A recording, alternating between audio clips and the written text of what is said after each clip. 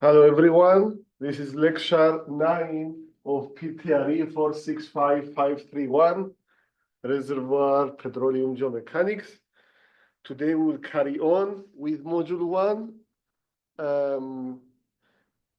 Last time we covered all the material that is needed for you to be able to do homework 1, which is due on Monday, 23rd at night, 1 minute before midnight. That's what Blackboard. That's as late as Blackboard allows me. There is no office hours until then. There was one yesterday. If you do have a question, email the TA, email me. We cannot give you the answers. We cannot really tell you if the answers that you are finding is right or wrong, but at least we can put you towards the right direction. But yeah, if you watch the previous lecture, lecture 8, you should be very good at understanding how to deal with the homework. I mean, I don't think it's a big issue. And last time we did talk about, we tried to relate porosity to overpressure, and we made a bunch of plots. A plot that I made that I thought about it later, and I'm wondering if I did it correctly. I remember the plot, I drew it correctly, but when we were discussing, I might have put an arrow that was wrong.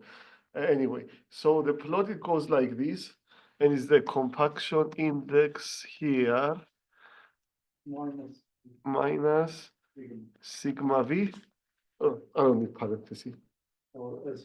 Yeah, SV, but they know now what is, yeah, this is sigma v on the horizontal axis. This is phi on the, let's just say the vertical axis. Okay, and if you drag this line up, carry on the trend, the y-intercept would be phi naught, right? The initial porosity, or the porosity at sigma v equals 0, not the initial porosity. And we said compaction makes, to consider compaction, we need to come here where we have sigma v, change that with SV minus PP. And here the same, SV minus PP. Now, during compaction, pore pressure increases, right? We discussed that. Yeah. We talked about how that is done. But I think I didn't explain very well that the movement, when pore pressure increases, sigma v decreases. So sigma v will go down, right? Yeah. So the movement would be like this on the curve. That's why reading a high phi. So phi will increase basically. So if I'm reading a high phi, it may be reading because, yeah, PP is higher, yeah. I think I drew the arrow wrong or something like that towards the end of the class last time. Just wanted to make sure I didn't, I had this clear out. And yeah, so that about compaction. And then we went through this slide a little bit faster than what I would have liked under Sonia stress regimes. Now we still have, we have 3 stress regimes. We have the normal faulting, which is tectonically relaxed region, extensional environment, SV with a red line bigger than the SH max with the purple, bigger than the SH mean with the green. All of them are bigger than pore pressure with the blue. Pore pressure cannot exceed any of those. If it exceeds, it means something is wrong. And then with overpressure, look at the movement on the, let me get the microphone. Let me look at the movement from this blue line on the left to this blue line on the right. It went, yeah, the PP. It went to the right, bend a little bit. Wasn't bad. But still below SH mean, right? Also notice, I don't want you to know how, we're gonna talk about how, but notice that the SH max and the SH mean also changed with overpressure. Yeah, no, the SV comes closer. Not the SV. Well, the SV changed as well, but No, it's the same. not that much. Did it stay the same here? Yeah, same. 1,000. Yeah, it's the same. Yeah. We are gonna do in the last chapter, I think, last module during depletion. How does that affect the horizontal stresses? You don't need to know right now. Strike slip. The difference now is that the SH max is bigger than the SH mean, and again the same thing.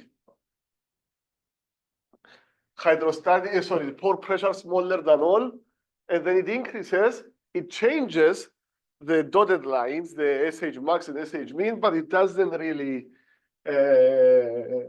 it doesn't surpass anyone. SH max bigger than SV, bigger than SH mean, mild tectonically compressive environment. So west coast of the US. San Andreas. Yeah, San Andreas is a strike slip. Santa Barbara Channel is a strike slip. What else can we talk about? Some parts of the West, like west of Colorado, Utah, these kind of areas. So Yeah. Mexico is normal. Huh? Gulf of Mexico. Gulf of Mexico is very normal. Yeah. Very normal. It's a delta. By the way, it's very likely that you know the guy who made the colorful maps. We're gonna have him give us a presentation with ARMA. Oh, nice. Yeah, he said it's possible. And it's very hard to get those people because they work for USGS. They need to get their slides approved. But the president of the ARMA student chapter is working hard to get this guy to give us a presentation like virtually. And he is very, very, very, very good. Imagine I started my master's in 2013, and he started his PhD at the same year. I got I switched advisors, I got my master's, I switched schools and advisors. I started my PhD, I switched schools and advisors, I finished my PhD, and we finished the same year. So he was working on the same project all the time. Yeah, our chair was in his committee. His advisor was Zopak. He's like very, very good guy. Very, very knowledgeable about this stuff. It's like he gives good presentations. So Zopak means that as a reference. yeah.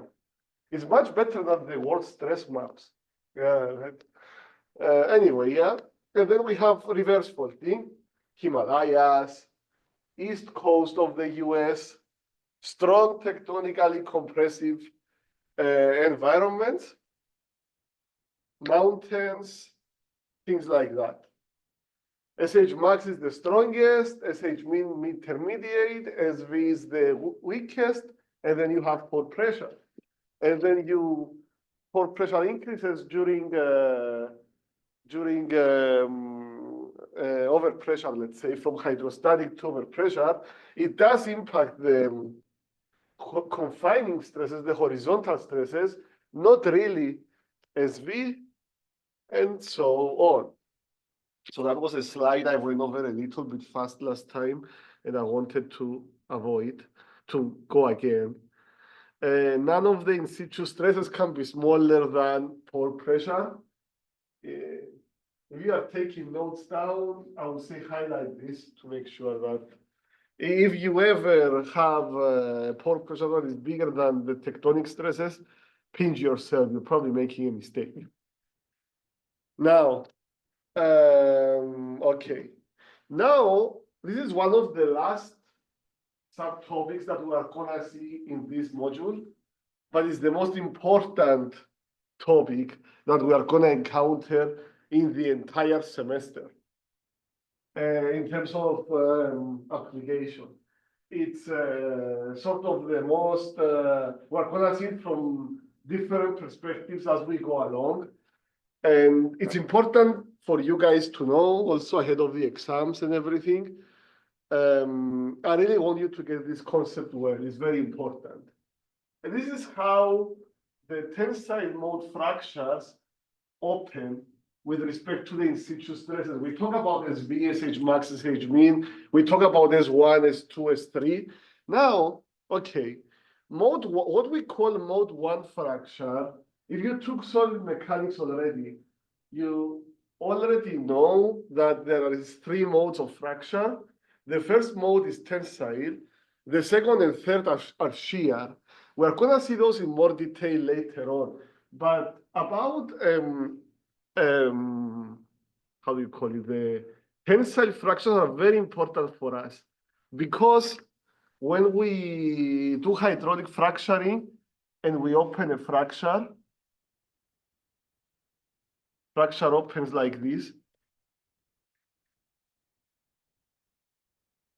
This is basically a mode 1 fracture.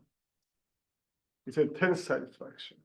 Open mode as well. We call it open mode. Yeah. It depends how these fractures open, depends on the stresses. And if you see a fracture that opens a certain way, you will know the stresses are oriented around in a certain way. So it's used both as in forward modeling, is like, okay, how do I want my fractures to open? How I can do some stuff for the fractures to open a certain way, or how I expect them to open. So I need to operationalize some stuff a certain way. Or if I see fractures there already, like dikes with I, which is basically magmatic intrusions, naturally made fractures. Yeah.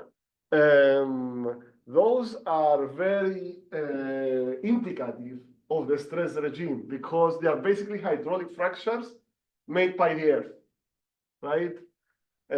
Molten rock made by nature. Okay, just for reference, mode 2 is when I have a block and then another one. Sorry. I don't know if you can see what I'm drawing. And then I have a fracture moving like this, like push. I have shear like this. This is mode 2. Like reverse flow. Yep. And then we have the, yeah, that would be harder to do. Yeah, twisting mode. My old advisor Espinosa used to say, you take chopsticks from a Chinese restaurant, you flip them upside down, and then you try to open them, twist them. This is, opening them, that would be mode 1. Now, if you try to twist them, that would be mode 3. Strike slip faulting, they have mode 3 on the sides. At this point, I want to focus on these ones, mode 1, okay? This is the fracture that we form, hydraulic fracturing. We talk about dikes with I. We talked about, we didn't talk about drilling induced tensile fractures. From their name, you understand that they are tensile. They are this kind of fractures on the left. So, is there any relation between the mode and the stress regime? yeah, that's what we're gonna talk about. Yeah. Well, the way they open and the stress regime. Yeah, everything together. So these tensile fractures open during stimulation treatments by doing work against the least in situ principal stress. So S3 is the least compressive in principal stress. So I know that if I draw what I drew earlier, something like this. Okay, that's my fracture. Opens like this.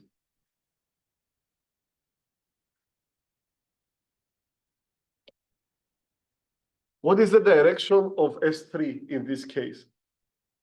Yeah. So I know that the S3 would be in this direction. the fracture opens by doing work against S3. That means above or below, I will have a stronger either sorry. Oh, sorry. What did I do here? S1 or S2. There is the S1 or S2.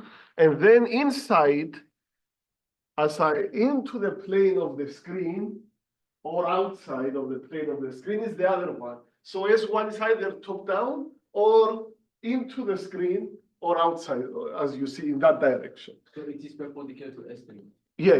The other two are perpendicular. Now, there is a catch in the way you need to be phrasing that. And I had a professor who would always like pick on students if we didn't. The fracture opens in one direction. So you need one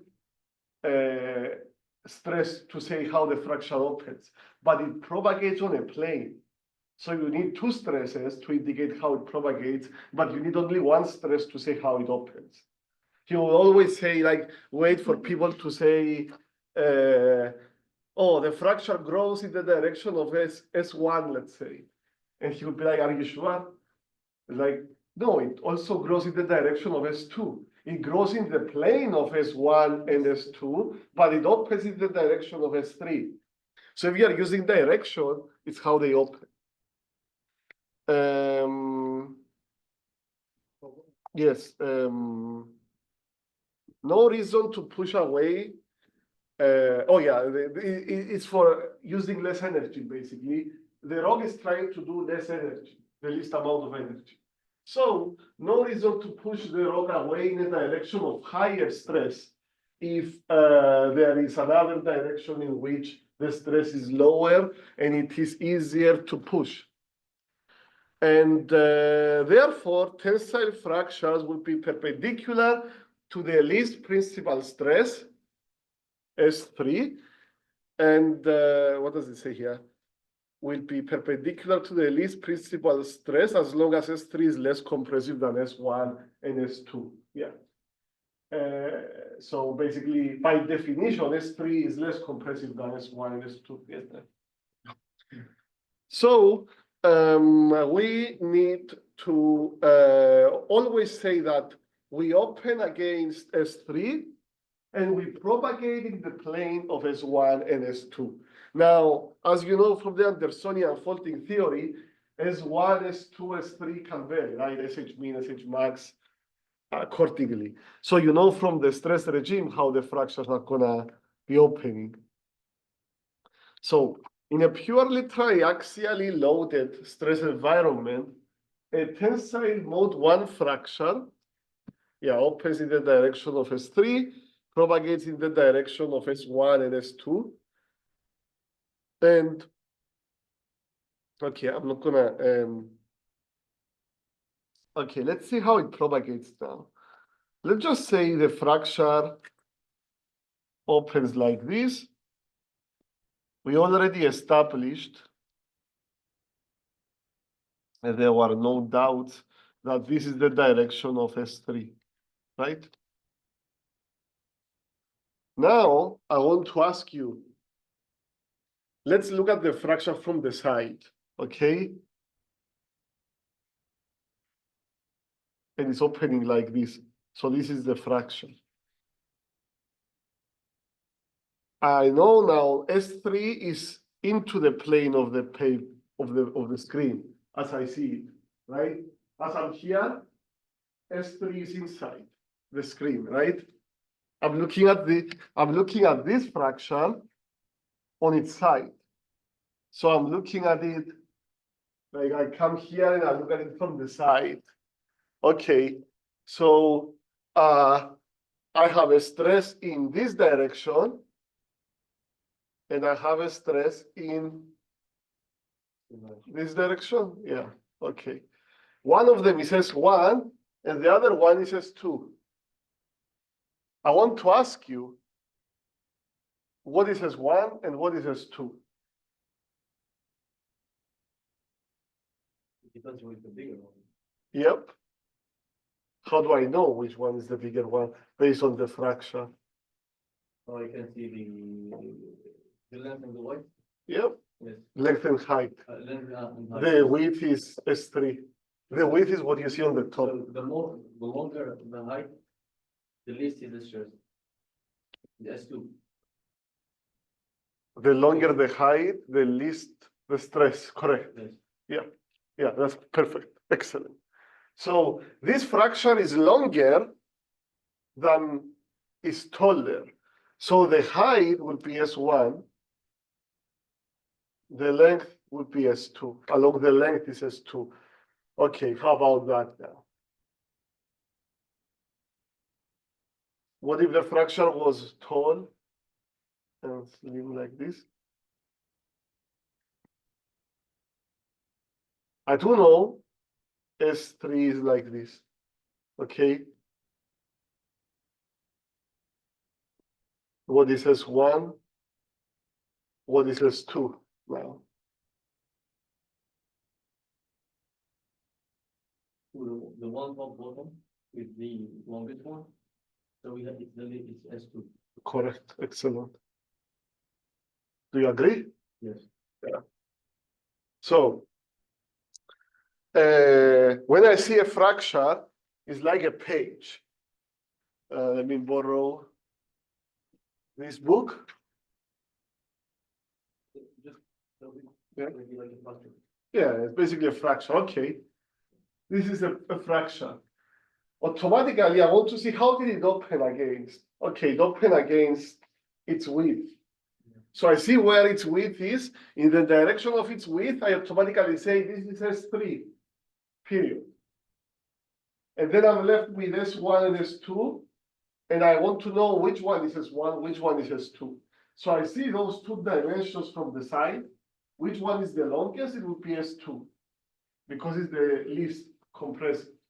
And then the shortest would be S1. We can make a rule because one is less than 2. So 1 is minimum and 2 is maximum. But one is always less than, no, one is always more than 2. Yeah, but between the number 1 and 2, 1 is less than 2. So you take Oh. the minimum for the minimum number. Yeah, that makes sense. Yeah, the smaller of the dimensions, yeah. But the important thing I want you here is what I underlined on the box. We open in a direction. So for opening, I only need one stress. We are propagating, I want a plane. Not one stress. Don't give me one stress direction for propagation. Give me 2 for propagation, 1 for opening direction. This is where people try to play games sometimes. Anyway, and this is why we drill horizontal wells always in the direction of SH mean. Why do we drill horizontal wells in the direction of SH mean? Because in strike slip faulting and normal faulting, we have the S3 is SH mean, right? SH mean is S3 in normal faulting and strike slip faulting. So in those wells, I came like this, I make a well. This is my direction of SH mean. Okay? Okay, how are those fractures gonna open? They are gonna open against SH mean. So they are gonna open like this. They are opening like this, right? So I can have fractures that are what we call transverse to the wellbore. They open like this. And I can fit many of them next to each other. This is what made transverse hydraulic fractures. This is what made George Mitchell so rich, so famous. He was able to do that in the Barnett, in the Barnett. He was able to stack many fractures transversely oriented to the well next to each other and enhance the production. Now, in reverse faulting, it's a different story, but let's just say it was, the well is not drilled against SH mean, it's still normal faulting or strike slip faulting, okay? But I drilled the well parallel to SH max. I made a mistake. My operator wasn't smart. My drilling contractor wasn't very good. So he drilled the well parallel to SH max. What's gonna happen now? The fracture will open. Let's just say this is my well.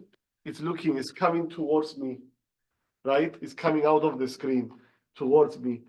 The fracture opens in that direction, like a helicopter blade, opens like this. Because the way I see the screen, I'm in the direction of SH max. So SH mean would be in this, sorry. SH mean is in this direction, right?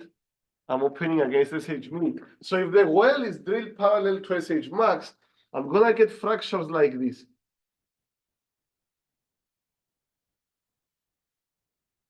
Or what I will get is multiple fractures that are like these.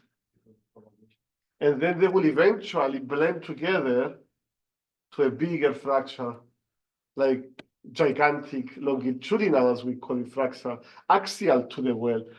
Longitudinal hydraulic fracture, also known as axial. Transverse is also known as lateral, orthogonal, perpendicular. Is perpendicular to the well.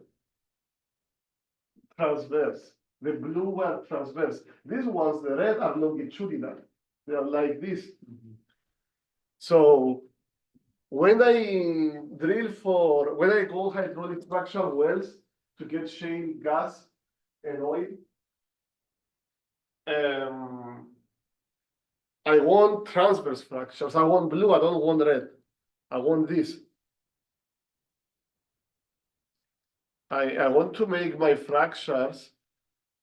I want to stack as many fractures as I can next to each other in a horizontal well to enhance production from the tight shale formation, low permeability shale. So I do, so I basically do what I drew earlier at the beginning, which is I drill my well parallel to SH mean, and I stack as many transverse fractures next to each other as I can make, and make oil flow through those fractures into the well, to the surface, into my separator, and then somebody would buy this oil and give me money for it. So it's important. Rule of thumb is beyond a rule of thumb. In Louisiana, it's a state law. You drill your wells north to south, your laterals north to south, which is basically the direction of SH mean in Louisiana, towards the Gulf of Mexico. Towards the Gulf of Mexico. Now, presence of a wellbore and perforations can impact the stress state in their proximity. Okay, it's not just that easy. I drew a well, but I didn't tell you that the presence of the well itself will also affect the stress field around it, right? It impacts the stress field around it. We're going to see that in later modules. Also, the presence of perforations coming out of the well also affects the stress field. All the stuff will impact the way those fractures will initiate. Actually, you know, Nassim, the ARMA student chapter president, he used to be TA for this class last year. His project is looking at the stress field around the perforation, his PhD project. So it's a very, very complicated process. modeling wise, to know how be able to predict how the fracture will initiate, in what direction. So we talked about in Louisiana, it's a state law to drill your well north to south, your lateral, horizontal lateral north to south.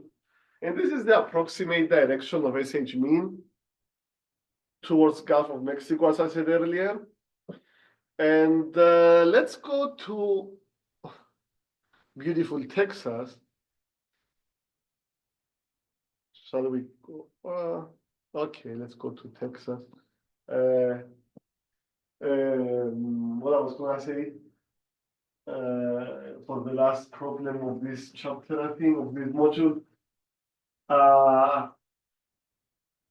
The problem is asking the Barnett Shale formation near Dallas-Fort Worth region is subjected to normal faulting stress state. SH max is the northeast 60 degrees east direction, 60 degrees clockwise from the north, basically. What would be the preferential direction to drill a horizontal well in this region in order to achieve ideally oriented hydraulic fractures? And we already said, I want the fractures to be transversely oriented to the wellbore. And if you want to know why it's better to have transverse than longitudinal, I can give you a bunch of papers where people ran parametric studies, and they found out that in most cases, for the permeabilities that we are looking for, you want transverse fractures. Multiple transverse fractures will produce more than a gigantic longitudinal fracture. So we are in Texas now, and SH mean is not north to south anymore, but it's still towards the Gulf of Mexico. It's more like in a north 60 degrees. Let me try to draw that on the map. Maybe this is my SH mean direction. Something like that. North is like this. This is, sorry. Yeah. And we said SH max is 60 degrees. Okay, this is north. This is east. So it's 90 degrees. I want to go 60. 60, like this. This is SH max.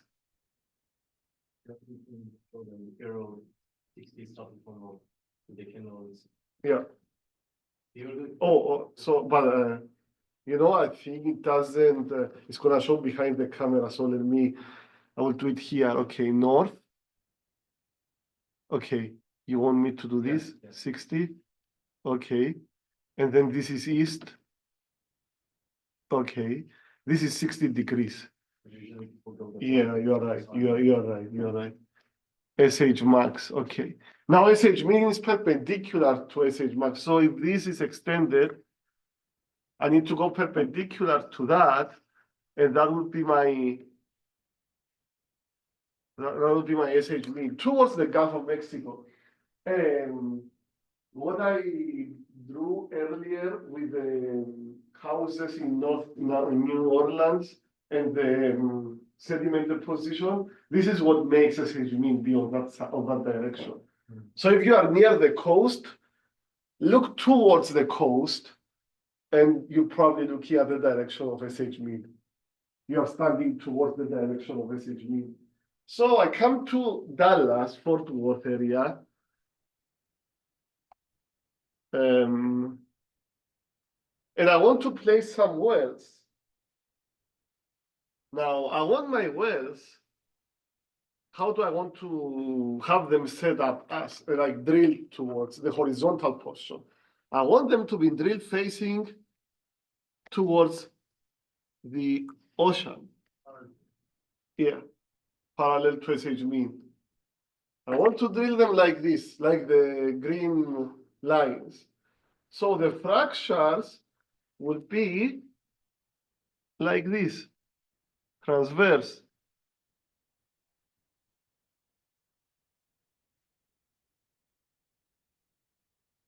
which is what I'm going after. Remember, we did learn in drilling engineering that George Mitchell, it took him 17 years to perfect this technique. 17 years. So it's a lot more than drilling, getting the well correctly. It's a lot of operational stuff, but yeah, this is how we do it. We do the well, and we drill the well, and then we go fracture. So basically, the direction of the well should be perpendicular to north 60 east.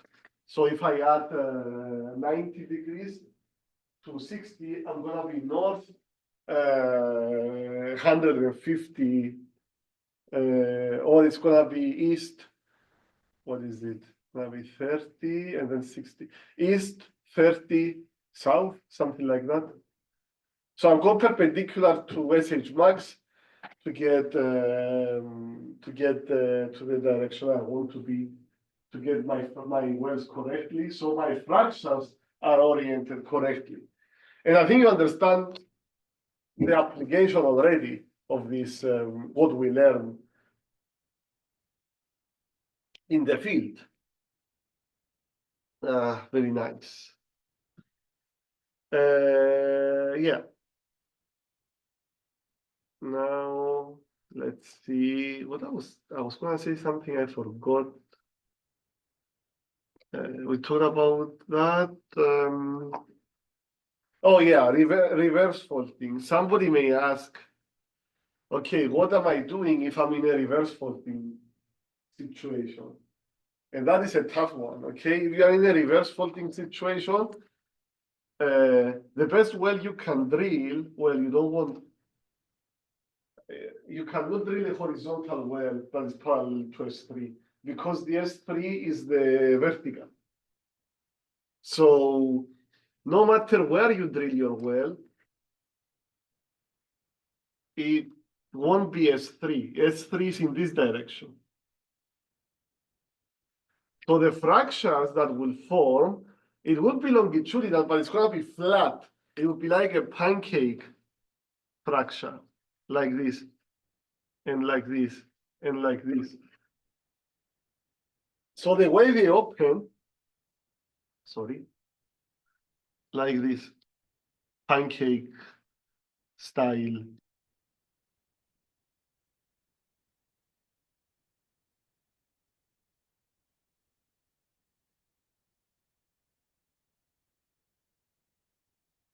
They open, by the way, this was 3. I wrote S3. Sorry for this is S3.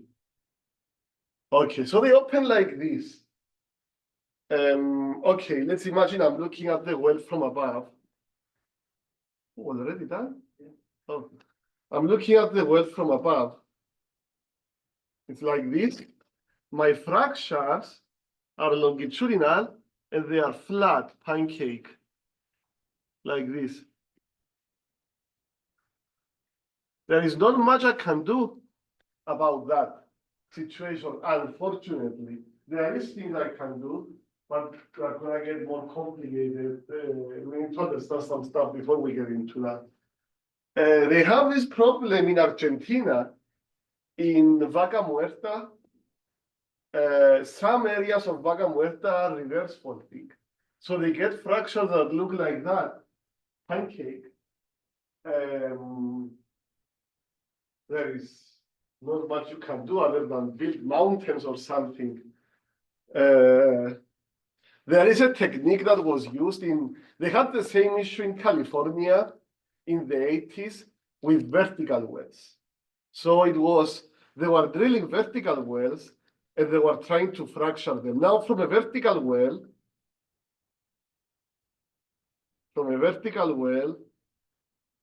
there is, it's the same thing, because remember the names of the fractures, longitudinal and transverse, they are named after their orientation with respect to the well.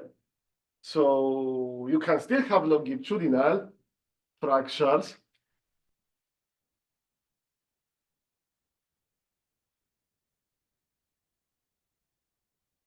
or you can have transverse fractures like this, that they open basically like this. So in vertical, or do you prefer transversal or? That's what I was gonna say. In the vertical well, you prefer longitudinal. So in California, they were trying to do vertical wells, longitudinal fractures, the opposite of what we try to do now in shale. But they had the problem that they were drilling through diatomite. Diatomite is chirilliter, Like, where the cats go to do their thing. It's very light.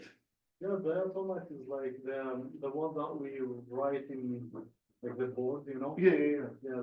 Only in race tracks, the gravel trap, the trap that they have to catch you if you go off, it's basically diatomite. Ah, okay. It's very, very light. So Yeah. what's the name? Diatomite.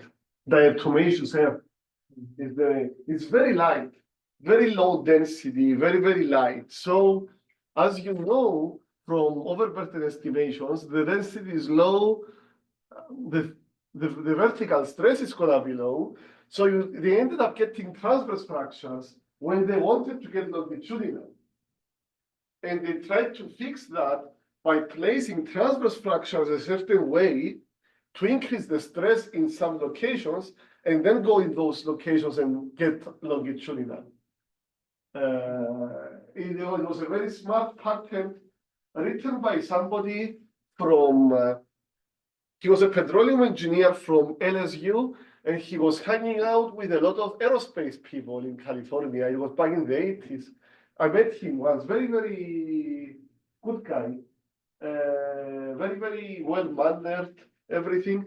And he was listening to the aerospace people. He was living, I think, near El Segundo, which is aerospace industry, kind of.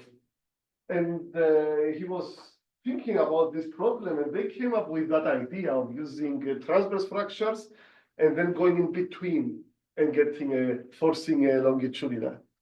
Because the stress propagation between the two fractures change. Yeah, when you open transverse, you increase you have stress shadowing from the transverse in the direction of You will have shear stress. no, stress shadowing. Stress shadow. Yeah.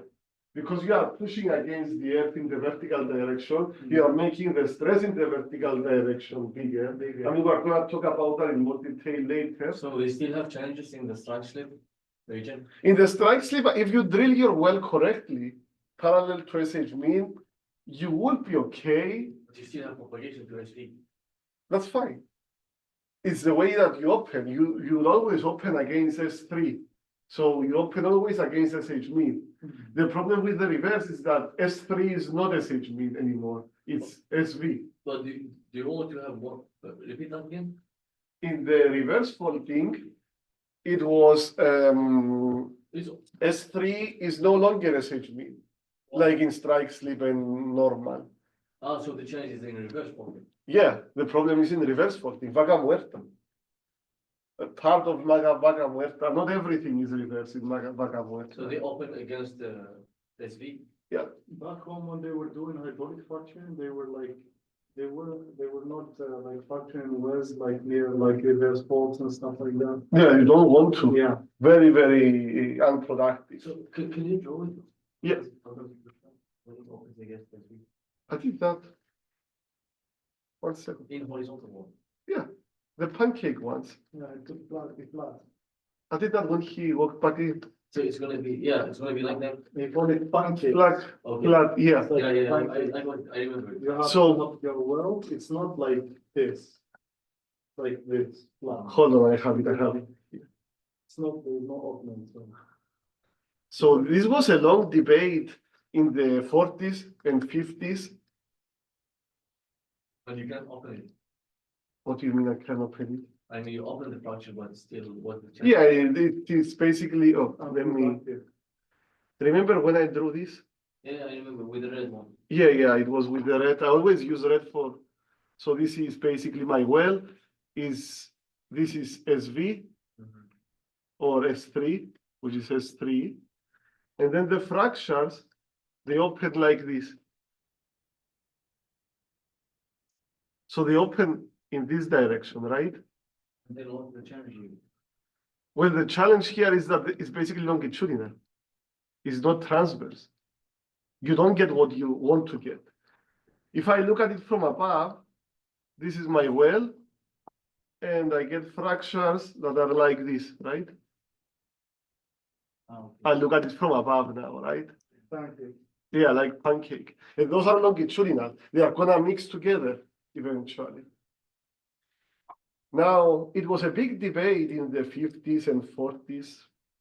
And some people were saying all fractures are vertical, which is for vertical wells that would be longitudinal. Some people were saying all fractures are horizontal. And you would go to conferences and the room would be divided into vertical people and horizontal people. You know, some people believe for carbonates is like that. Some people believe for sandstones is like that. There were arguments, blah, blah, blah.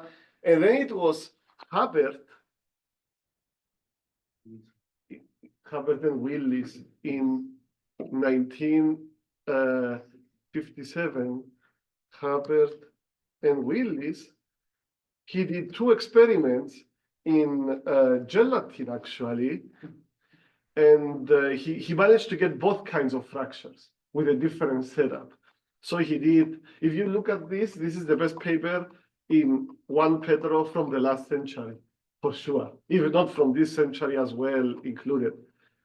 It has experiments, very, very well written. Look, he did experiments by making, putting gelatin in a shrink like that. And he got longitudinal. This factor is good. That's what they want for vertical well. Yeah, yeah. That was longitudinal, right? Yeah. It's longitudinal. And then he did it like this, and he got transverse. So he was able to show them, no, it's not always vertical or horizontal. It can be either vertical or horizontal, depending on the stress regime. And he wrote this paper. And if you see, there were more evidence, and there were people like discussing it. You know, back in the day, you could write a discussion if you don't agree with the paper. And then there is a chance for the authors to reply to the discussion, you know? Oh, it's like a peer review, but But with, still, with a history. Somebody, yeah, they You can. keep the question. And if you see the way he responded to them, they were very, he was very, very flamboyant guy. It was actually, no, it was 1 year before. It was when he did the Hubbard's peak oil theory. And it was a conference where they were doing 100 years from Darcy's Law, 1856, 1956. And he presented he was a geologist for Shell. And I think he got his PhD late. He was like my age when he got his PhD. And he was very, very flamboyant character, very, very charismatic, very, very good at speaking. And the year after, he wrote this paper. And it was back in the day when they were not writing 1 million papers every year. So it was like they were good. Like, and the envelope of propagation of fractures, more circles. yeah, he showed with more circles how you get tensile fracture. And also he has like the back that it shows like the normal faulting. Yeah, the sandbox. Yeah. Sandbox and stuff.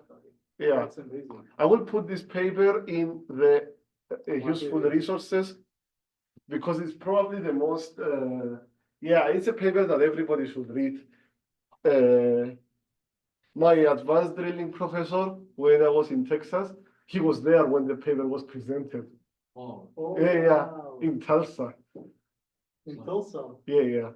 like 20, Iowa. No, like 1957. No, I know, but it's Iowa paper, like, No, it wasn't an IOR paper. It was it was journal maybe. It was a journal. Yeah, I think it's JPT paper.